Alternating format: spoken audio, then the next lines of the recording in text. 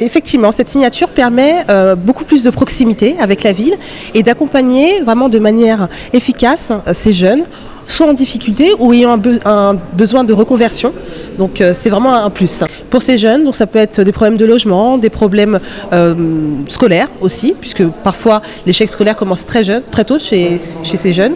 Donc les accompagner sur la formation, l'accompagnement et avec l'appui du CCAS nous permettra de répondre aux besoins sociaux et lié à l'emploi. Tout à fait. Donc, en tout cas, pour l'agence de Capesterre, nous avons déjà signé une convention avec la ville de Capesterre, avec monsieur le maire, monsieur Courtois, et nous avons continué avec monsieur Francisque cette deuxième convention.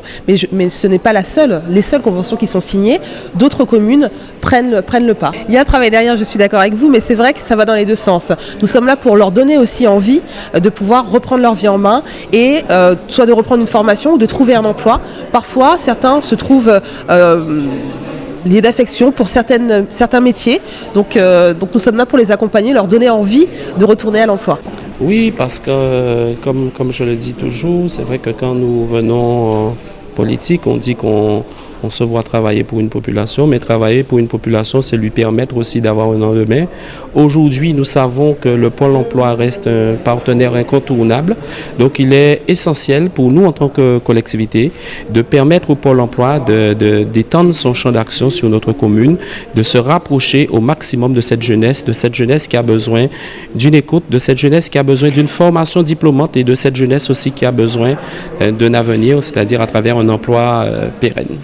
Alors c'est vrai que nous avons signé ces deux conventions à travers le CCAS, c'est pour bien insister sur tous ceux et toutes celles qui ont besoin de cette écoute renforcée, qui ont besoin de cet apport renforcé, c'est-à-dire cela nous permet au public peut-être plus défavorisé, à ceux qui ont plus de mal à pouvoir s'insérer.